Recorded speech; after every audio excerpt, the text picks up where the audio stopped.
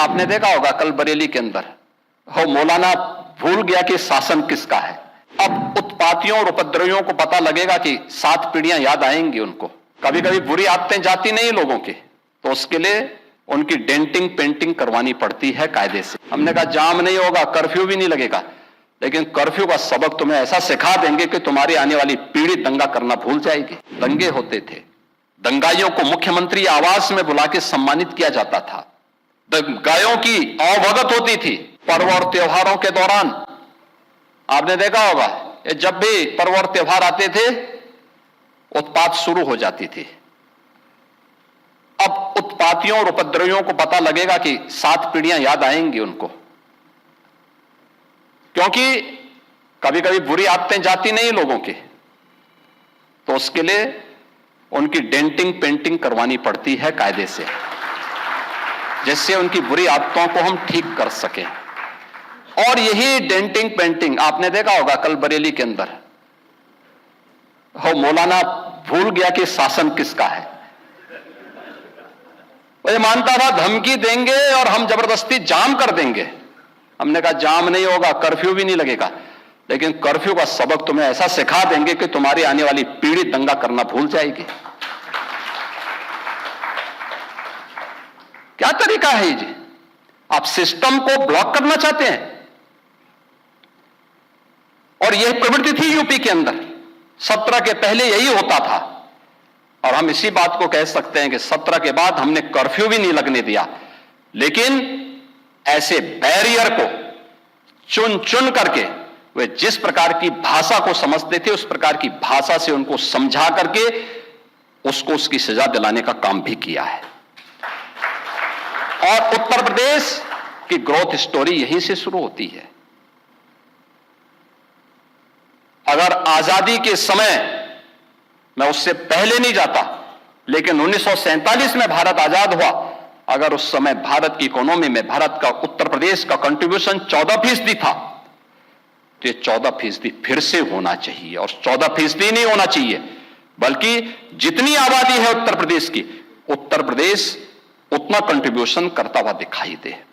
ये हमारा राष्ट्रीय धर्म है और दायित्व भी है, और उसी के तहत ये सब कार्य योजना बन रही है। उत्तर प्रदेश के अंदर इंफ्रास्ट्रक्चर अच्छा हो, 17 के पहले कोई कल्पना भी नहीं करता था। आज देश के अंदर 55% एक्सप्रेस वे उत्तर प्रदेश के पास हैं। सबसे अधिक सिटी में मेट्रो का संचालन उत्तर प्रदेश कर रहा है। 17 के पहले 2 एयरपोर्ट पूरी तरह क्रियाशील थे, लखनऊ और वाराणसी। गोरखपुर और आगरा आंशिक रूप से क्रियाशील थे।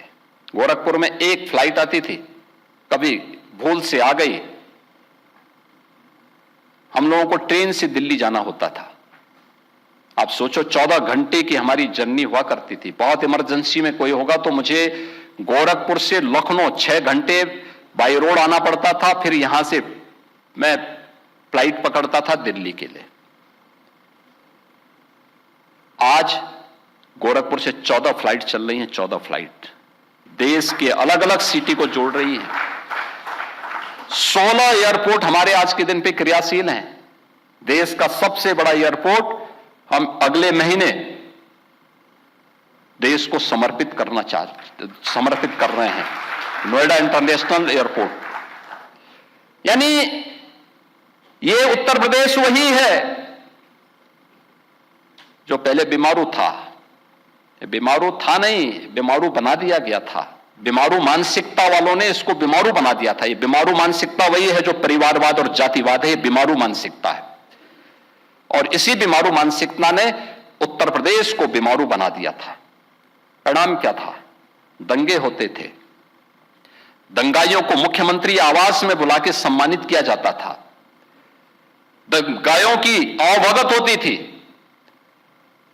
और पेशेवर अपराधी और माफियाओं के सामने सत्ता सैल्यूट करती थी, और सत्ताधारी लोग उनके कुत्तों के साथ हाथ मिलाया करते थे। आपने वो दृश्य देखे होंगे, कैसे सत्ता का मुखिया एक माफिया के कुत्ते से हाथ मिलाकर के अपने को गौरवान्वित महसूस करता था। ये स्थिति थी। आप अनुमान करते हैं उत्तर प्रदेश के लोगों को इन्होंने सुरक्षित किया था? ये सुरक्षित करते? हर जिले के अंदर एक माफिया दे दिया था और हर माफिया को जिले के अंदर पैरेलल समानांतर सरकार चलाने की पूरी छूट दे दी थी। आज परिणाम क्या था? 17 में आते आते उत्तर प्रदेश न केवल बीमारू था बल्कि उत्तर प्रदेश के नागरिकों के सामने पहचान का संकट भी था। हर व्यक्ति अपनी पहचान के लिए मोहताज था। ना बेटी सुरक्षित, ना व्यापारी सुरक्षित। खेतीबाड़ी चौपट, किसान आत्महत्या करता था। नौजवान की नौकरी पर सेंध लगती थी, उसकी नीलामी होती थी। चाचा भतीजा दोनों वसूली के लिए निकल पड़ते थे। वसूली का गैंग चलता था। ट्रांसफर पोस्टिंग में इनके दलाल बोली लगाया करते थे। और आप भी देखते होंगे जब हम ट्रांसफर पोस्टिंग करते हैं तो आज भी उनकी पीड़ा झलक उठती है। कैसे हम लोगों ने उनके उस अनैतिक अवैध व्यापार पर कैसे प्रहार किया है।